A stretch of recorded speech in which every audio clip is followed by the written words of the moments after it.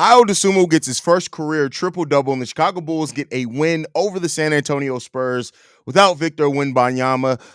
And so this is a fun win for the Chicago Bulls, I think is what we're going to label it. We're going to talk about it all and more right after this.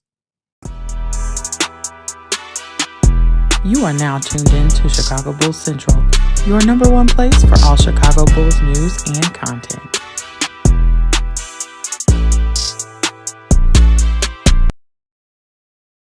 What's going on, Bulls fans? Welcome to another episode of Chicago Bulls Central, your number one spot for everything Chicago Bulls related. I'm the host here, Haize, but more importantly, you guys can follow the channel at Bulls Central Pod on every social media platform we happen to be on. With that said, let's go ahead and get into this game. The Chicago Bulls really showed what this offense can be. The best parts of this offense, that's what they showed tonight. And considering that this was a night in which Zach LaVine only made 4 field goals on the entirety of the night, but almost had a triple-double himself when it came down to the 9 rebounds, 9 assists that he contributed to this game. And overall, the Bulls were just an active offense, and they finally took advantage of a team's lack of size. Nikola Vucevic, the way that the Bulls fed Nikola Vucevic today was outstanding. And that's the type of recognition that you want to see from a team and understanding how, where, and when to feed their big man. They were very intentional about getting Nikola Vucevic the ball when he had mismatches. The Spurs just did not have anybody to combat the size of Nikola Vucevic.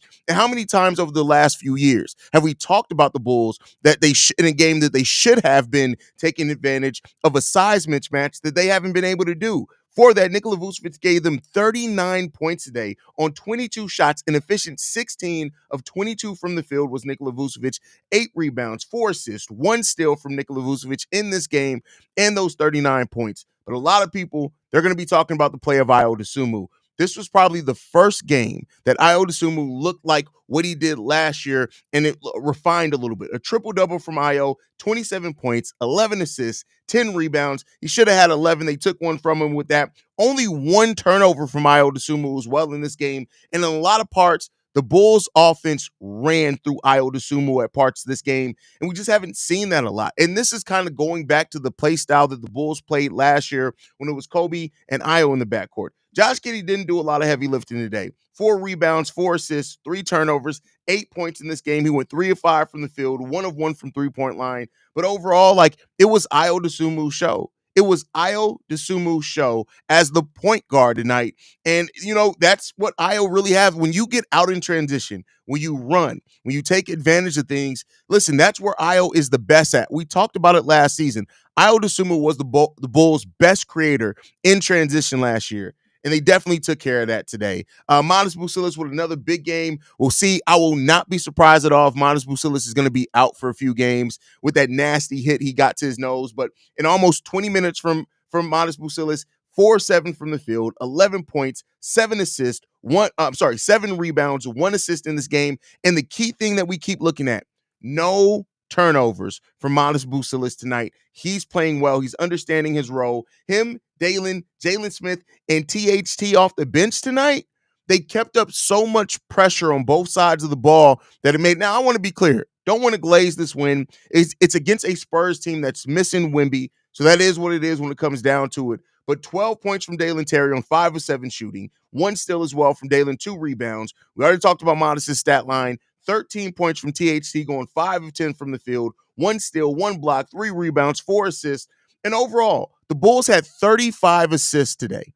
35 assists, which created 87 points. They only had 18 turnovers as well. That's a 2-to-1 assist to turnover ratio. That's great for how they played today. 11 bad passes in this game. So you want to get that a little bit down. The bad passes, some of that overpassing that the Bulls do sometimes, it is what it is when it comes down to it, but that's just kind of a staple of this offense that we need to get kind of worked out. But the Bulls played a really damn good game today against again, I want to be clear here. This is one of the games that the Bulls should have won. When you're missing a player like Wemby, you should have won. And it's not to say that the Spurs are a joke. They still got some players that can fill it up. Devin Vassell came alive at points in this game. He had 17 points. Keldon Johnson with 28 points in this game. You got Chris Paul and Castle with 12 points each. 12 points from Champagne in this game. Sohan had 16 points. So they spread it out themselves as well. But this is the type of matchups when we've the Bulls have not always been able to take advantage of teams that are missing players. We've talked about a lot of games over the last handful of years where the Bulls were playing against a team that was either missing their best player, missing a couple of their best players, and we haven't been able to take advantage. The Bulls did that tonight. And that is a step in the right direction for this team because they haven't always been able to take care of the games that they should take care of. And it's unfortunate that we're talking about that, but that's just the reality of what it is for the Chicago Bulls. They don't always take care of business. But this passing chart, like we talked about the passing chart after the first half of this game. But when you look at this passing chart for the team, I'm going to share this for people listening to the podcast afterwards. I'll try to do a good job at explaining this. But when you look at this passing chart for this team, this Ayo Dosunmu was the center in the first half of this game, and I think I could break it down by half. So let's go first half. So you look at the first half passing chart. Ayo Dosunmu is at the center of everything. Passes to assist to Nikola Vucevic, assist to THT, assist to Jalen Smith, assist to Buzelis, assist to Dalen Terry, assist from Zach LaVine. But everything was really built around Ayo Dosunmu. He was the engine of that offense in the first half of the game. You switch that and look at the shot chart, the passing chart in the second half of this game. It would take a while to load now there you go. And it turned into Nikola Vucevic. And that's because this team understood that Vooch had mismatches. This is a great passing chart that you want to see when you're utilizing your big man because the Bulls fed Vooch.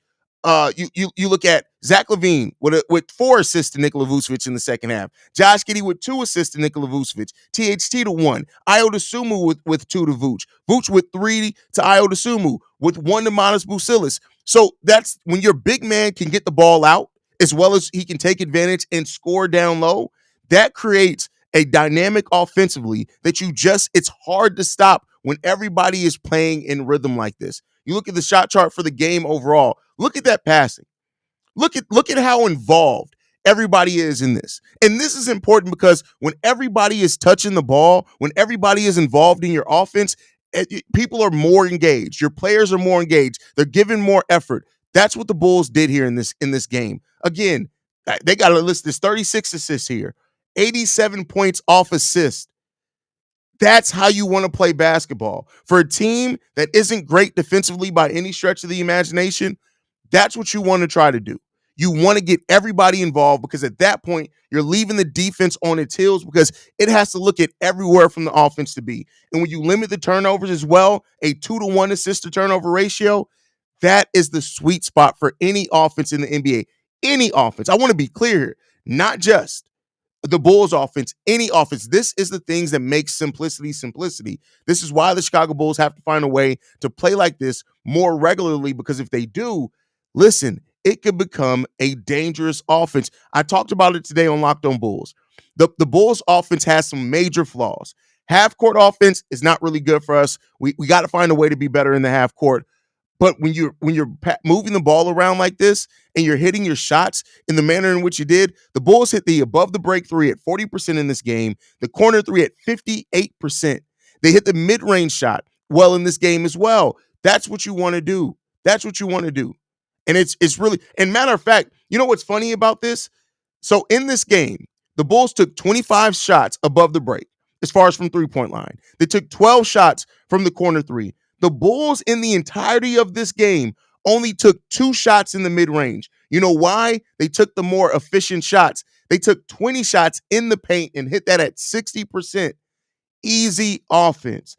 That's what the Bulls did tonight. They made the offense easy. And for the players that we have here, we may have some defensive limitations, but offensively, we can beast. 6 dunks tonight from the Chicago Bulls. 6 of them. We're talking about a team that has the least amount of dunks in the league.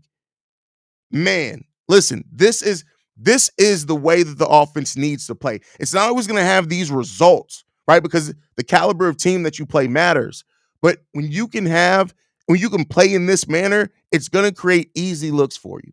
It's just going to create easy looks for you. And that Bulls guys got to find a way to do that some more. Never thought THC signing would be a blessing in disguise. So far, after all was confused and clowned the signing, but here we are. Now, I don't think anybody clowned the signing because we signed him. By the time the Bulls signed him to a contract, he had outplayed Onuralp Bitim. Now, going into the preseason, I thought Batum was going to get that contract, but listen, it was hard to deny the play of THT, and he's played well. When he gets minutes, he plays well. Love the triple double from Ayo. Was really hoping Zach would get one too, but good win. Oh man, have two triple doubles, that would have been fun. Vooch All-Star year, it could very well be. I mean, Vooch got to be playing like one of the best as far as offensively. We know he has his defensive limitations, but he's one of the best 5-6 centers in the league offensively this year. So he does have a chance to get in. Still not sold on Caruso Giddey trade. I hope Modest is okay.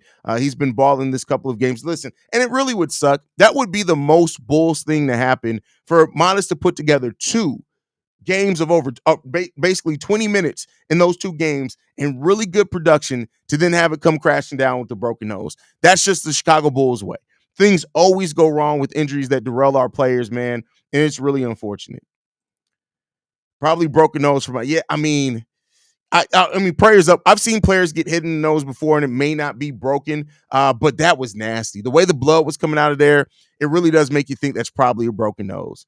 Please, please, God, don't let Mabu's nose be broke. Keep in mind, Todd, even if his nose is broken, it's honestly, he'll probably miss 3 games, and then he'll come back with a face mask. Broken noses, unless it's severely broken, typically don't hold players out for a long amount of time as long as they're comfortable playing with that face mask. Let me see real quick.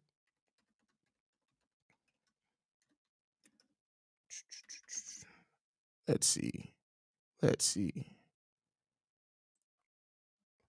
So yeah, looking at it right now, just by a quick Google search, after players on average miss between 2 and 19 days, not games, days with the broken nose.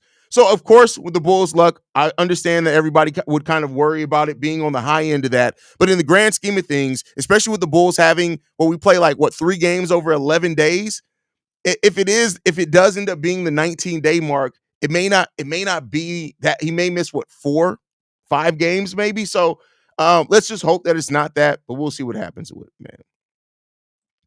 Great game, too many whistles. Yeah, I mean, it's not you're always gonna have your thing that can stick out in the game, that's for sure. BKR, Vooch with the slap up games. That's crazy. That's funny. Joe, great team effort. Can't say anyone had a bad game tonight. Really fun to watch. This was a fun win. And sometimes that's just the only thing you need to say about a game. This was a fun game. And it just was fun. Even the little run when the Spurs went on to get the lead back to single digits, it was a fun game to watch. If Modest nose is broken, I think he'll be wearing a Batman mask real soon. Mask Buzelis is going to be a demon. That would be crazy. That Mass Buzelis would be a demon. Hope Modest good. That was his welcome to the NBA moment. Yeah, man. It happens. It happens. Haize, I know that I shouldn't look too deep into this, but after that pass, you can tell Billy Donovan does not trust Josh after that. I think you are looking a little too deep into that. But hey, listen, I mean, things happen. All I got to say, gang, is Patrick Williams better hurry back. These kids are understanding how to play at this level. Be worried, Patrick. Well, here's the thing. And like I've said it before, Patrick Williams is going to play regardless. We need too much defenders. Now, will he lose his starting position? Maybe, but he's still going to play. And what I'm more excited about, I don't care about the whole dynamic start, whatever, because everybody's going to still play. I'm actually excited about the way Modest is playing now. I want to see some minutes of Patrick Williams and Modest Buzelis out there together.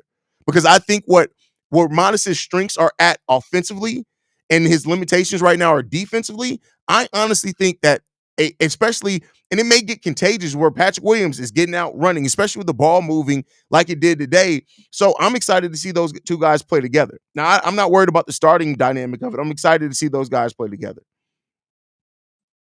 Chef Vooch out here cooking. Vooch had himself a day. He had himself a day. Great analysis, Haize. Appreciate that, man. According to Adam Amin, Peter Patton worked with Vooch's footwork primarily. Well, good. Listen, and that's the thing that we should have learned from DeMar DeRozan, right? Is that there's no such thing as being too old to add to your game. And Vooch, he's a vet and he's not going to completely change his game, but you can still refine some things. You could definitely still refine some things.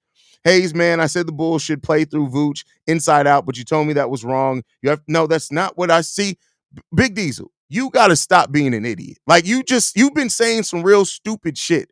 I said that I doubt that they would because I thought we wasn't going to have the 3-point shooting. And I can admit that I'm wrong in that. but we're still not playing through Vooch. You looked at it. We're still playing more through Ayo than Vooch, but games like this, absolutely. Absolutely. Excellent work and happy birthday, young man. Appreciate that, Ty. Appreciate that, brother. Haha, you got your wish. Happy birthday, my dude. Listen, a win on my birthday feels good, man.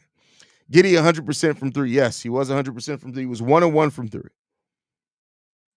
Especially with P. Will leading the NBA missed. That's still crazy. That's still crazy that someone with P. Will's wingspan and stuff is missing that many dunks. That video, and I can't remember who the creator was that created that video. That was a well put together video.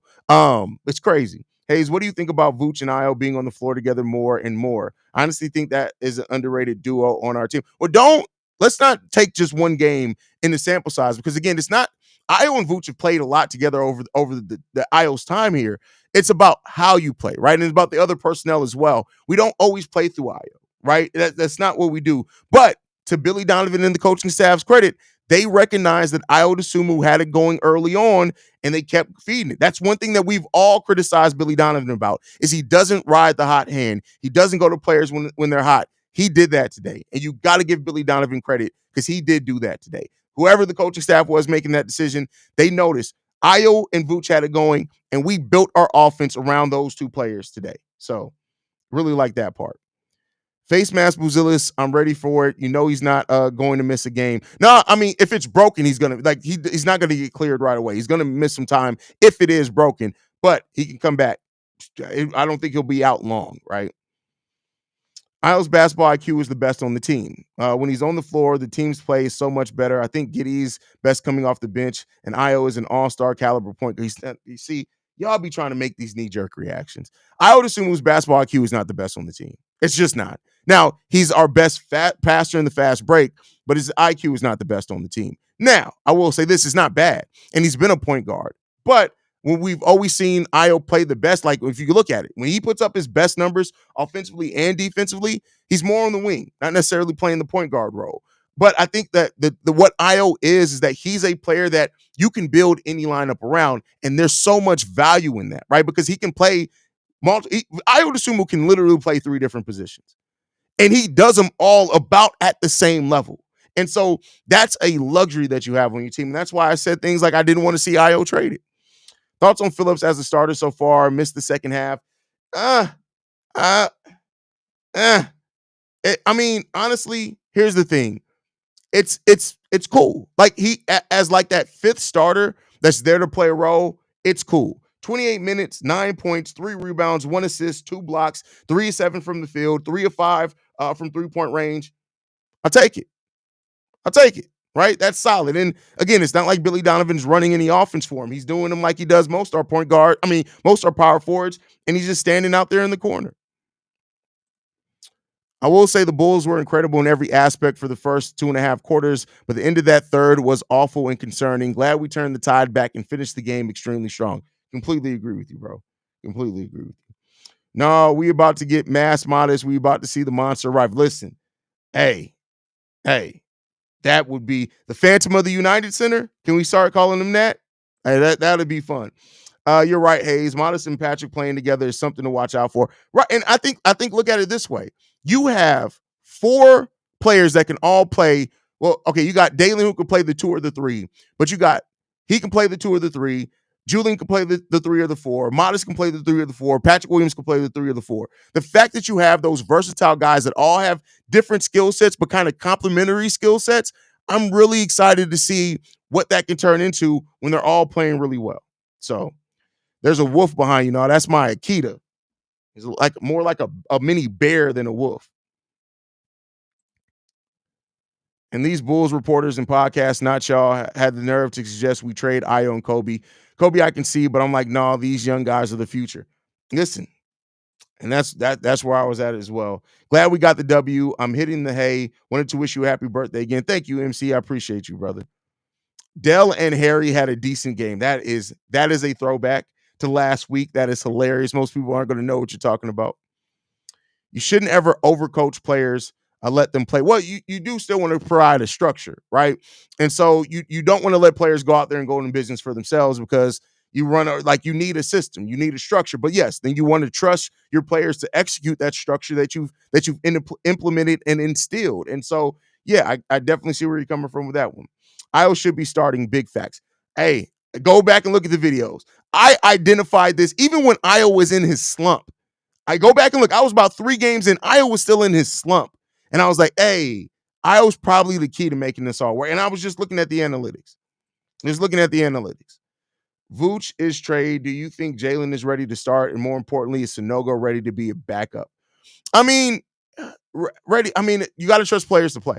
And that's at the end of the day. You got to trust players to play. If we trade Vooch, you got to trust players to play. Now, Jalen Smith has been really good. If you go look at his on-off numbers, the Bulls are really good when Jalen Smith is on the court. And I think you just got to see. And keep in mind, if you were to trade those guys, it is because of you're probably trying to maximize, or if you trade Vooch, try to maximize keeping your pick. You let them figure it out. I also feel like P. Will hate has been crazy. I mean, we hate when P. Will puts up 12 with good defense, but praise other forwards. You might need to cook up a video advocating for P. Will and Monis together. Listen, I've talked about that before. You know how many Bulls fans they lament over players that literally put up the same stat line as Patrick Williams. The only difference is they play with a little bit more aggression. I'm talking about, and they're worse defensively. And it's just that thing over the eye test, right? When you see a player that looks like they're not giving effort, and then their stat line doesn't blow you away too, it kind of is like, damn. But if you see a player out there hustling and they look like they're moving, they don't stop, they're doing this, but they still end up with 11 points, you're like, damn, they were out there balling. It's just kind of the thing that happens. So now all the Bulls fans just forgot about Kobe White. Also, Giddey's looking for $20 million a season. He may not be getting that from me. Well, it was $30 million a season reportedly. He's definitely not getting that. He's definitely not getting that. This, with the numbers that he's been putting up so far, Giddey's not getting $30 million. I mean, that's just the reality of it. He's not getting $30 million when putting up these type of numbers.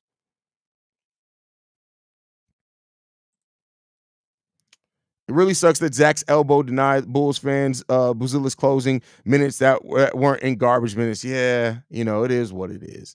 It is what it is. Instead of trading Vooch, why aren't we talking? Because again, it's such a fan thing to say, let's trade somebody who we feel isn't playing good. That's not the purpose of trading. The purpose of trading, well, let me not say, sometimes it is. With what the Bulls would be looking to do to trade is they're looking to gain the value on players. Vooch's value is higher. Thus, you net more back for Vooch. That's why they're talking about trading Vooch and not Patrick Williams, just to put it simply. Corn in the building. Now we need to chill. This was against the Spurs without Wemby. I still want to trade Vooch, Zach, and even Ayo and Kobe if the price is right. Again, it's just business. See, but that's the thing. It's not really, it's not really that. What's good, Haize? W Bulls win. Hopefully they keep this consistency. See what the future holds for us. Well, that's the thing. You're playing against the Spurs team missing its best, like missing its defense. So that's why you do want to put it in perspective, right? You always want to talk about things in perspective and not just in a cone. And there's some really good things to take from this game, but take those with the grain of salt of looking at what it realistically was for this team. That's what you got to do. If we get 200, why did my brain read that? If we get a 2025 first in a trade, we go for the playoffs or no? No, because we're still trying to maximize keeping our own pick. And if we do get a pick in a trade, it's probably going to be low of the first round, if not protected outright. So you got to look at that. I hate that I feel Giddey refuses to come off the bench, hence why he's asked for a trade. Who told you Giddey asked for a trade? What do you, huh? Where do you see Giddey ask for a trade? Well, you have Ayo who is willing to do whatever it says. Start Ayo, and I don't even hate Giddey either. I mean, listen, there's a lot of data that points to what you're saying. It is what it is. I get the idea of people saying we need to chill against average teams. But why can't we just celebrate getting a win here? And when we all know this team is ultimately going to be awful. Facts. Ayo now may be worth the first round pick. Listen, y'all be letting one game. I'll be letting one game. One game.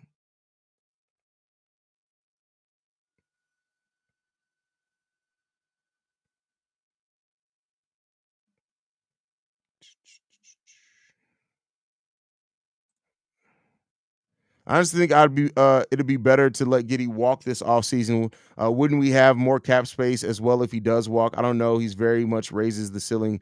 I don't know if he very much raises this team ceiling. Well, here's the thing: you got to keep in mind in assets, right? Letting Josh Giddey walk, you're even regardless of Josh Giddey's limitations, the Bulls probably aren't getting a player as good as Josh Giddey in the free agent market.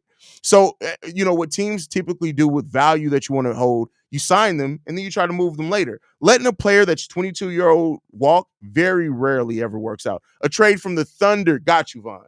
Got you. Completely understand. Completely rock with you now on that one. I got you now. I'm not even thinking about the OKC Thunder. My bad, bro. He asked for a trade from OKC because he didn't want to come off the bench. That is correct. I wasn't thinking about OKC. I was just thinking about the Bulls. Giddey times Lonzo combo off the bench is the future if they take reasonable contracts and play their role.